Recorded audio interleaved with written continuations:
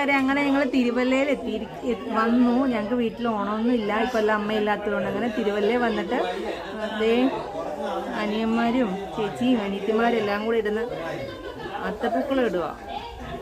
സദ്യയൊക്കെ റെഡിയായി കേട്ടോ. അപ്പം കുഞ്ഞുങ്ങളുടെ ഒരു സന്തോഷം. അവർ സമയം കുറേ താമസിച്ചെങ്കിലും അവരെല്ലാവരും കൂടെ ഒത്തുകൂടിയപ്പോൾ ഇത്രയും സമയമായി. അവർ അത്ത ഇടുക.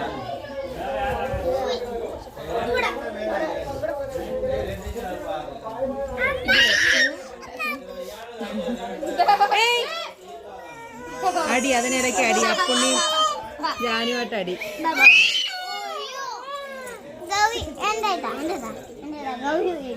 എന്റെ